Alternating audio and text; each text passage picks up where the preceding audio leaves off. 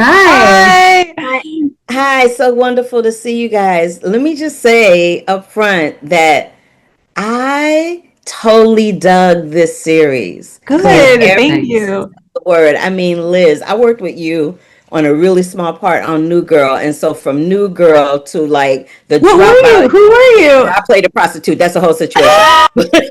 But Wow. Wait. from With New Girl Winston. to Dropout to Dying for Sex, sis, you are like a master at compelling stories for women in the most vulnerable, complicated ways that we all exist under the surface. And I thank Thank you for you. that. No, I, thank you. Thank I you so thank you much. for that.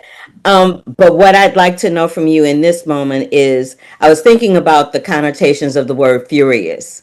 So Mm. I'd like to know for both of you, what does the word furious mean for you now on the other side of that project? What does it look and feel like for you now, having come out on the other side of this project? And I'll start with Emmy first.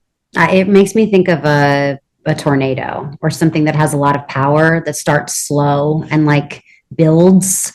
Um, yeah, and spins and picks up things to be part of it. I think, Furious can be attributed to my character, Alice, who had to leave the NYPD as a detective because of violence against her by another officer, or and has started over at the FBI when we meet her, or it could be attributed to the serial killer, or it could be attributed to the character of Nora, Quincy Tyler Bernstein, who has been, fighting for what's right within the FBI in the basement for many years. I think it is really something that like is in the DNA, but for me, it feels more powerful than it does feel just about rage.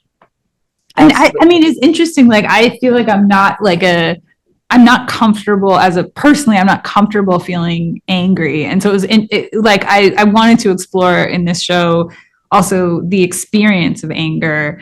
Like, what does it's both a release and also it can trap you, and it can become sort of your whole life if you let it. But at the same time, you need to feel it. You need to kind of take that step and get angry, but not live in that space. So I think I think that was really interesting to me, kind of like in our exploration of what it means to be a female victim of violence and be, trying to find some kind of healing, trying to find some kind of justice. What does justice look like? What does it feel like? Is it actually what you need? Like, what, I think asking all of those questions was really at the core of what the show is about. And also about the Furies, the Greek Furies, these three harpies that would fly through the sky and, commit acts of vengeance. And was that a good or a bad thing? Is that what we need, or is that what we should try to get away from? And asking those questions. That's such a good question. I mean, there's just so much to be furious about these days. And it's so interesting because being on the other side of this process and like being so grateful and humbled, and it was like the gift of a lifetime to be able to inhabit this character and say Liz's words. It's like I'm just filled with joy. It's like ironic because I'm just joy filled. I know I'm supposed to be furious, but I just am so I'm just really honored to be a part of this group. So I'm just really I'm happy, quite frankly. That's real. Will you take it? That's real. I can Will you take accept that. my answer? I won't. I'm not going to be furious today. I'm just not going to be furious. And I feel that. Jake? Just to be furious, you have to be to feel that something's been perpetrated upon you. Kind of from outside is uncomfortable looking in, but from the inside, Marshall is furious that this dynamic between them and the potential of how it affects his career, that like Alice kind of stands in the way of his advancement professionally, and her refusal to go to his lieutenant and say, like, Marshall's all right. There was a misunderstanding. He's better now. He's not drinking. It's okay. Just so things like he doesn't get stalled out. And that's this like driving fury toward her. And so there's this sort of boiling fury that's sort of underneath all of these characters that I think Liz has sort of dropped into each of us to watch how that mess comes together and how it figures itself out, but in a really messy way. I think anger is a complicated emotion. I think it can trap people, but I also think it's a great mover and changer. And I hope that that's what this series is for people. I think it's a conversation starter and then hopefully a mover and a changer. First of all, you are an amazingly gifted artist, and it was my pleasure to watch you at what I think is the top of your game thus far. So thank you for that. Thank you so much. That means a lot. Oh my God. You were everything.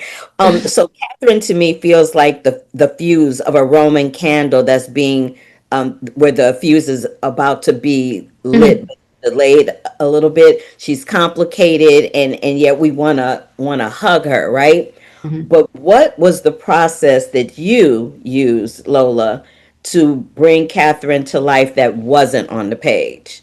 Because we know what lines are on the page, but I got the feeling that there were some things that you did that probably weren't on the page.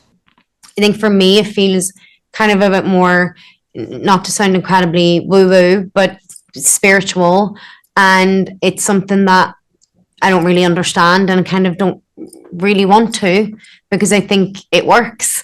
And so I think I just like allow myself to trust the material and trust my scene partners and trust the people working around me. And I think, of course, you can't help but bring a part of yourself to something if you're the vessel in a way.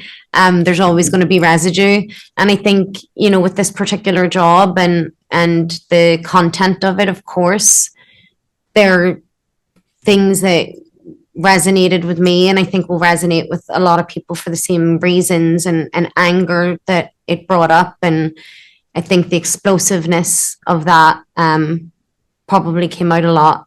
But it was, you know, it takes a village to build a character, and I just felt so held and protected and uplifted in this job and this work with our incredible cast and crew. And yeah, it was a team project.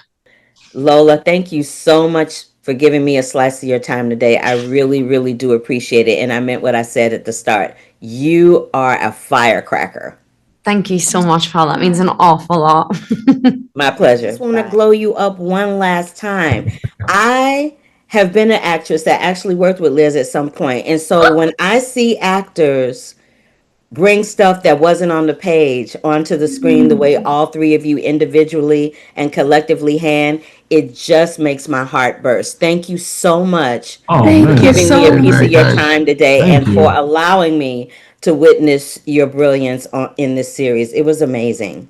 Thank you so much for being with us. Yeah, ladies, those were fantabulous answers, and that is my time. They were fantabulous answers. That's my time. But Emmy, as a former Broadway doll, I just have to give you your props because I know you're a singer. I got to give you your props. And Liz, it was so wonderful to see you. I look very different. I had curly hair. It was a whole situation. I'm gonna look it up. But yeah, it was a whole situation. But thank you both for giving me a slice of your time today. I really appreciate it. Thank you so much. Literally. Hold up. Wait a minute.